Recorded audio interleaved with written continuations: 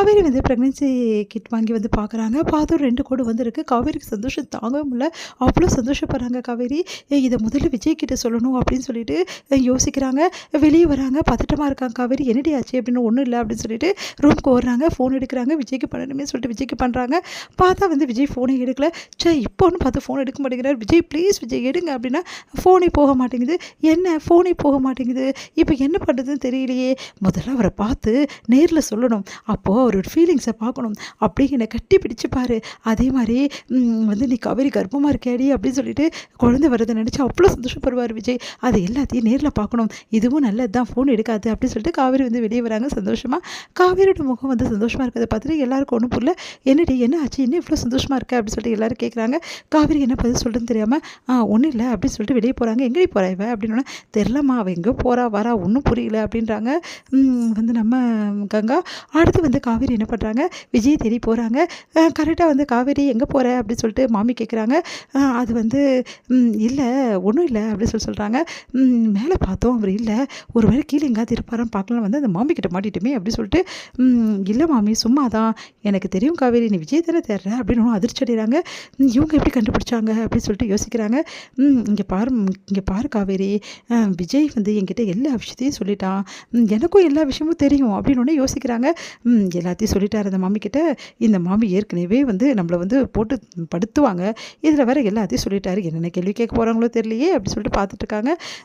"சரிங்க மாமி, உங்களுக்கு என்கிட்ட என்ன சொன்னார்?" அப்படின்னோடனே "எல்லாம் தான்டா, எல்லா விஷயத்தையும் சொல்லிட்டாரு.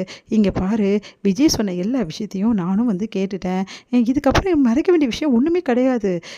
ஏன் உன் தாலி பற்றியும் தெரியும், நீ எப்படி வாழ்கிற வாழ்க்கையை பற்றியும் தெரியும்" அப்படின்னோடனே "ஐயோ, அக்ரிமெண்ட் போட்ட விஷயத்தெல்லாம் சொல்லிட்டாரு போல் இருக்கே, இப்போ என்ன பண்ணுறது?" அப்படின்னு சொல்லிட்டு காவேரி யோசிக்கிறாங்க.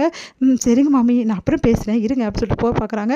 "இருடி, முக்கியமான விஷயத்த சொல்லிட்டு இருக்க, நீ பாட்டு போயிட்டே இருக்க" அப்படின்றாங்க. "சரிங்க மாமி, உங்களுக்கு இப்போ என்ன தான் மாமி வேணும்?" அப்படின்னோடனே "இங்கே பாரு காவேரி, நான் சொல்கிறது கொஞ்சம் கேளு, விஜய் கிட்ட பேசுறதை கொஞ்சம் கண்ட்ரோல் பண்ணிக்குமா" அப்படின்னோடனே அதிர்ச்சி அடைகிறாங்க. "நான் ஏன் கண்ட்ரோல் பண்ணணும்?" அப்படின்றாங்க.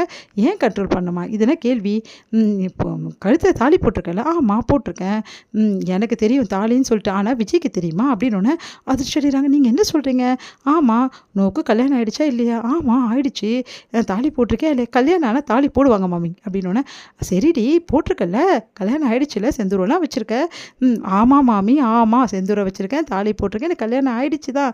இப்போ என்ன அதுக்கு அதுக்கும் விஜய்கிட்ட நான் பேசாமல் இருக்கிறதுக்கும் என்ன சம்மந்தம்?" அப்படின்னோடனே "ஏய் சம்மந்தம் இருக்குடி, உனக்கு கல்யாணம் ஆகிடுச்சு, உனக்கு வீட்டுக்காரர் இருக்காரு, நீ விஜய்கிட்ட பேசுறது தப்பு தானே" அப்படின்னு அதிர்ச்சி அடைகிறாங்க. "நீங்கள் என்ன மாமி சொல்கிறீங்க? அப்போ விஜய்கிட்ட வந்து எல்லா உண்மையும் நீங்கள் வந்து கேட்டு வாங்கிட்டீங்கன்னு நினச்சேன், எல்லாத்தையும் சொல்லிட்டாருன்னு சொன்னீங்க" அப்படின்னோடனே "இங்கே பாரு, எனக்கு எல்லா விஷயமும் தெரியும்.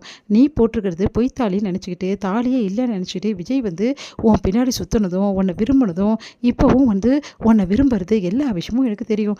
என்ன இந்த மாமி இப்படி குழப்புறாங்க?" அப்படின்னோடனே "விஜய் என்கிட்ட எல்லாத்தையும் சொல்லிட்டான். இங்கே பாரு காவேரி, விஜய் கல்யாணம் ஆகாத பையன், நீ கல்யாணம் ஆன பொண்ணு. கல்யாணம் ஆன பொண்ணு கல்யாணம் ஆகாத பையன் கூட பழகலாமோ, அது தப்பு இல்லையோ? அவனுக்கு தான் தெரியல, அவனுக்கு ஒரு கல்யாணம் ஆகலைன்னு நினச்சிட்டு இருக்கான். நீ தப்பாக நினச்சிட்டு இருக்க. இதெல்லாம் யார் சொன்னது மாமி உனக்கு? வேற யாரு? விஜய் தான் சொன்னான்" அப்படின்னு அதிர்ச்சி அடைகிறாங்க.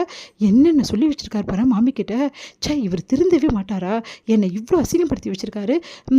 சரி, இந்த தாலியை பற்றி வேற சொன்ன, தாலியை பற்றி ஒன்றும் சொல்ல, நீ பொய்யான தாலி தான் போட்டிருக்க சொன்ன. "ஆமாம், நான் பொய்யான தாலி தான் போட்டிருக்கேன், இப்படி சொல்லியிருக்காரு" அப்படின்னு சொல்லிட்டு மனசு கஷ்டப்படுறாங்க. "இங்கே பாரு, அவன் உண்மையிலேயே உனக்கு கல்யாணம் ஆயிடுச்சு நம்ப மாட்டேங்கிறான். அதனால அவன் பாவம்ப்பா, ரொம்ப மனசு கஷ்டப்படுறான். உனக்கு கல்யாணம் ஆயிடுச்சுன்னு தெரியாமல் உன் பின்னாடி சுற்றி சுற்றி வரான். நீயும் அவன்கிட்ட பேசினா அவன் மனசு வந்து கலங்கி போகாதா? அதுக்கப்புறம் அவன் மனசு மாறவே மாட்டான். நான் எப்படியாவது அவன்கிட்ட பேசி ஒரு பொண்ணை பார்த்து கல்யாணம் பண்ணி வச்சிடுறேன். நீ கவலைப்படாத, நீ உன் வீட்டுக்காரர் கூட போய் சந்தோஷமாக வாழு" அப்படின்றாங்க. அதெல்லாம் கேட்ட காவேரியால் தாங்கிக்க முடியல. பயங்கரமாக அழுகே வருது காவேரிக்கு. இவ்வளோ சொல்லி வச்சிருக்காரு, ஏன் இவர் திருந்தவே மாட்டாரா? என்னை பற்றி இவங்க என்ன நினைப்பாங்க? நான் கல்யாணம் ஆன பொண்ணு வேற ஒரு ஆம்பளை கிட்ட பழகிறேன், என்னை பற்றி தப்பாக தானே நினைப்பாங்க. இவ்வளோ தப்பாக நினைக்கிறாங்களே, இதெல்லாம் எனக்கு தேவையா? இவர் திருந்திட்டான்னு நினச்சது ஏன் தப்பு தான். இந்த விஷயத்தை விட்டு சொல்லவே மாட்டேன்னு சொல்லிட்டு போகிறாங்க காவேரி.